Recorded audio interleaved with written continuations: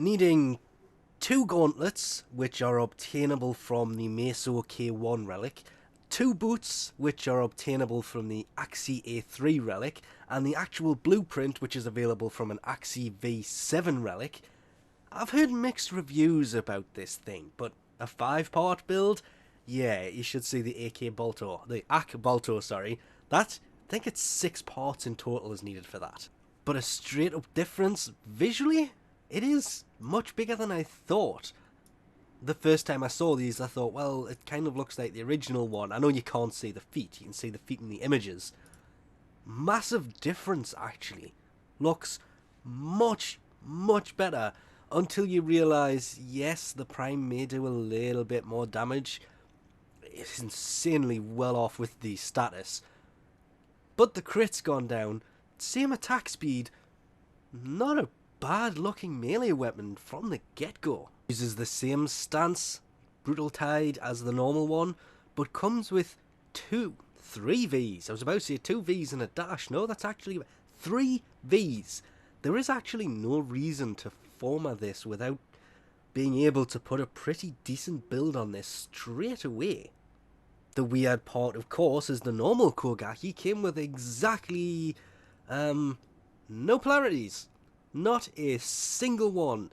Normally primes have 1 extra polarity than its normal version. This has got 3 more polarities than the base version of the Kogake. Really is starting off really well. And you would think that from there onwards, these things actually got a little bit worse. This was not in fact the case. Yes, it's a mastery rank 10 weapon, so these things can be... It's not really high level, because anything over mastery 13, I don't think there's many weapons that have gone past that. But it's fairly high on the skill tree of mastery, because a lot of the stuff tends to be between 4 and 8 is where you start to get access to a lot of decent weapons. This being a 10 had me questioning why. The normal one is a 0, this is a 10. The reason for this, because they have the same attack speed, I think it's the normal one's a 35 total damage, this is 70. Actually is a huge improvement damage wise. It's because the Kogake Prime actually has a passive that increases movement speed by 5% when equipped, which makes it a weapon that's worth actually keeping on you, because movement speed can actually be pretty important from time to time. But none of this really stops from the major downside to the weapon. The weapon is actually a really good weapon. Setting it up for things like status, you can use the dual stat mods. To be fair, using, I think it's Weeping Wounds, which adds a 45% status chance that stacks with the combo, as well as body count that does pretty much the same thing. You can of course throw on Condition Overload and have a Condition Overload build on this, because that of course 60% more damage on affected enemies, which is of course another V polarity mod. The dual stat mods aren't really as needed because this thing is so high that Weeping Wounds with Condition Overload, maybe 2 of the dual stat elemental stuff, and you can probably get away with only using 2 and then going full on for the other side of the elemental stuff, because 2 of the dual stat mods, that's the status chance and an element, will take this to 74.8% status chance. Of course, with the 45 that comes with Weeping Wounds, that will take it to 100 pretty easily. But it doesn't sadly take away from the fact that the one downside to these is the sparring style weapon has a very limited range. So these things are very, very close quarters. Adding something like Primed Reach, which will increase that by 165%, is a good thing. It does increase the range, but with it being so small to begin with, it's not that good of a melee weapon for keeping enemies at range. So I guess depends on what other stuff you're running with these as to whether you need it for close quarters or whether you continue running your long swords and keep enemies at a little bit of a range.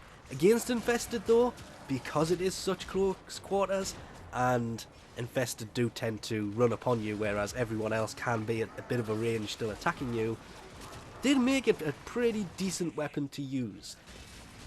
Probably my favourite of the sparring weapons, but it still doesn't take away from the fact that things like the Obex did swing a little bit faster. By that, of course, I mean the Prisma Obex, which has a 1.33 attack speed, does do a lot less damage, but does have a 25% crit chance with a 2x multiplier versus this one's 16 crit chance and 1.8 multiplier.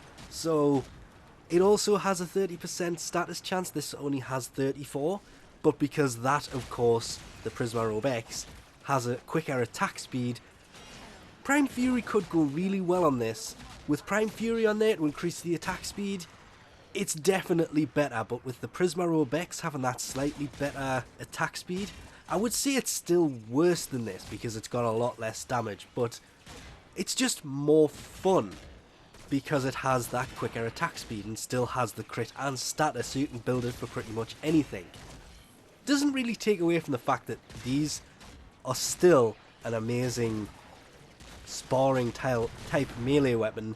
I just wish that it had, just even if it was, instead of 0.917, 0.95 attack speed, it would have made it a little bit better than its normal one. And there is no getting round the Prisma Obex having a 1.33 with crit chance. It's less damaging, but again, it's just more fun. It just comes down to personal choice. But these things actually didn't turn out to be as bad as I expected, especially with the Akbolto being a purely crit-based weapon. This was the opposite end of the scale, being purely status. Anyway, we'll leave this off here for now. Thanks for watching, and I'll catch yous next time.